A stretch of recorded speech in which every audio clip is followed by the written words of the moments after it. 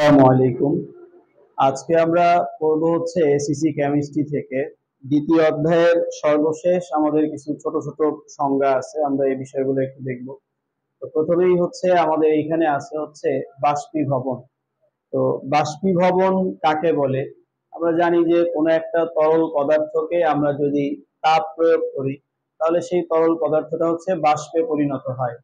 তো এই যে তরল পদার্থকে তাপ প্রয়োগ করে বাষ্পে পরিণত করার প্রক্রিয়া, এটাকেই আমরা বলি হচ্ছে বাষ্পীভবন। এন্ড দেন আবার কোন একটা বাষ্পীয় পদার্থকে আমরা তাপ হ্রাস করে শীতল করে তাকে হচ্ছে আমরা তরলে পরিণত করি। তো এটাকেই বলা হয় হচ্ছে ঘনীভবন। তো এরপরে আমাদের পাতন বলে একটা ব্যাপার আছে, যে পাতন কাকে বলে? তো আমরা বলি পাতন বলা হয় কোন একটা পদার্থকে, একটা তরল পদার্থকে আমি তাপ দিয়ে বাষ্পে পরিণত করব, দেন সেটার আবার তাপ হ্রাস করে আবার সেটাকে তরলে পরিণত করব, এটাকে বলা হয় হচ্ছে পাতন। তো কোন একটা পদার্থকে এক কথায় আমি একবার তাপ দিয়ে সেটাকে বাষ্পে পরিণত করব, আবার একটু তাপ হ্রাস করে আবার সেটাকে আস্তে আস্তে ঘন করে নিয়ে আসবো, এই ব্যাপারটাকেই আমরা বলি হচ্ছে পাতন। সো এক কথায় পাতন মানেই হচ্ছে বাষ্পীভবন প্লাস ঘনীভবন, এই দুইটা কাজ একসাথে করা। এরপরে হচ্ছে আমাকে ঊর্ধ্বপাতন, এই জিনিসটা কি? ঊর্ধ্বপাতন হচ্ছে কোন একটা কঠিন পদার্থ, অর্থাৎ আমাদের পরিবেশে এমন কিছু কঠিন পদার্থ পাওয়া যায় যেই পদার্থগুলোকে আমরা যদি তাপ দিই তাহলে সেগুলো তরলে পরিণত না হয়ে সরাসরি বাষ্পে পরিণত হয়। আবার তাপ হ্রাস করলে বাষ্প থেকে তরল না হয়ে সরাসরি কঠিন হয়ে যায়।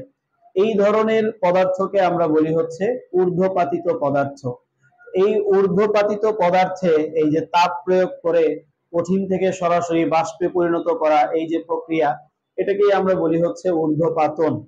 তো আমাদের বইয়ে কিছু ঊর্ধ্বপাতিত পদার্থ উদাহরণ দিয়ে দেওয়া আছে, যে অ্যামোনিয়াম ক্লোরাইড, যেটার আরেকটা নাম হচ্ছে নিষাদন। তারপরে হচ্ছে আমার কর্পূর, যেটা রাসায়নিক সংকেত হচ্ছে C10H16O। এরপরে আছে হচ্ছে ন্যাপথালিন C10H8। তারপরে আছে হচ্ছে আমাদের কঠিন carbon die oxide, iodine, aluminium chloride. এই পদার্থগুলোকে আমরা যদি তাপ প্রয়োগ করি তাহলে দেখা যাবে এগুলো তরল না হয়ে সরাসরি বাষ্পে পরিণত হবে। তো এই জন্য এদেরকে আমরা বলি কি, ঊর্ধ্বপাতিত পদার্থ। তো আমরা এখানে একটা বিকার নিছি এবং এই বিকারটাকে হচ্ছে একটা ত্রিপদী স্ট্যান্ডের উপর রাখছি।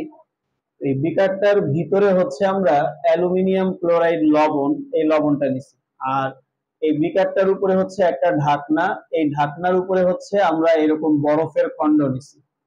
তো এখন এখানে আমরা কি করলাম, নিচে এরকম একটা বার্নার দিয়ে নিচে আমরা হচ্ছে তাপ দিব।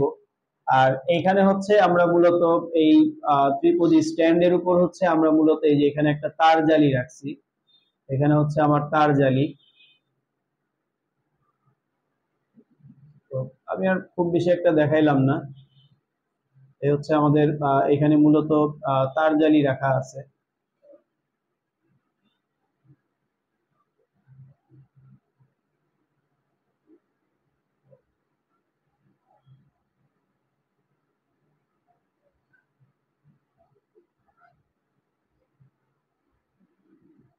এই হচ্ছে একটা তার জালি, একটা ত্রিপদী স্ট্যান্ডের উপর তার জালি, তার উপরে হচ্ছে আমরা এই বিকারটাকে রাখছি।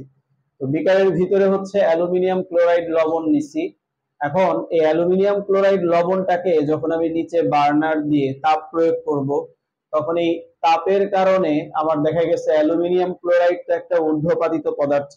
এই ঊর্ধ্বপাতিত পদার্থ কঠিন থেকে সরাসরি বাষ্পে পরিণত হয়ে যাবে। তো এইখান থেকে এটা সরাসরি বাষ্পে পরিণত হয়ে গেল। এই বাষ্পটা হচ্ছে যখন আবার উপরে ঢাকনার এখানে যাবে, ঢাকনা এখানে তো বরফ দেওয়া, তাহলে এই বাষ্পটা ওইখানে গিয়ে হচ্ছে আমার আবার ঠান্ডা হবে, শীতল হবে। এই যে এখানকার বাষ্পগুলা যখন উপরের দিকে উঠবে, তো উপরের দিকে উঠলে এইখানে যেহেতু ঠান্ডা শীতল আছে, এই বরফের কারণে বাষ্পগুলার তাপ আবার কমে যাবে, তাপ হ্রাস পেয়ে এগুলো আবার দেখা গেছে সেই কঠিন, আমাদের এখানে যে কঠিন অ্যালুমিনিয়াম ক্লোরাইডটা ছিল, সেই কঠিন অ্যালুমিনিয়াম ক্লোরাইডটা এই ঢাকনার নিচে আবার জমা হবে।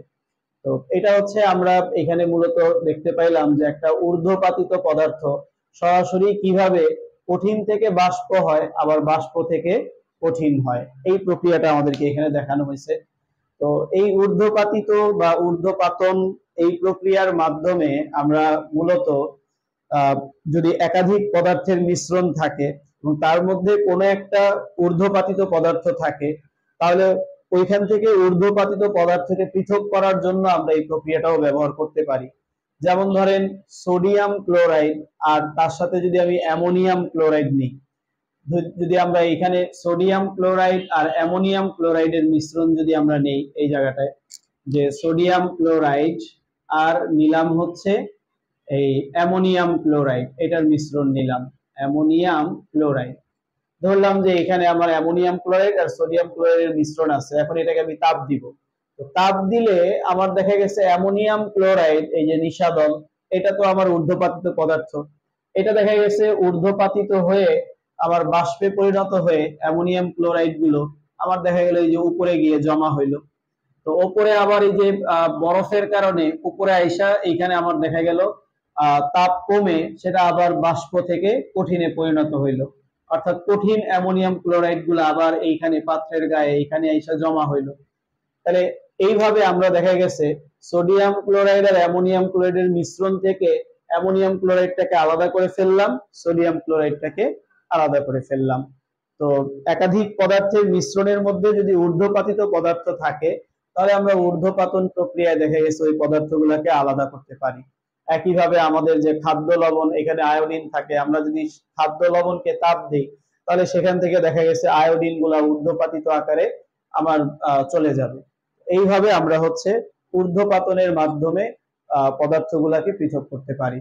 তো আমাদের দ্বিতীয় অধ্যায়ের উপর আমাদের আজকের এই ক্লাসটাই হচ্ছে সর্বশেষ পর্ব। পরবর্তীতে আমরা হচ্ছে এই অধ্যায়ের উপর কিছু সৃজনশীল প্রশ্ন নিয়ে আলোচনা করব।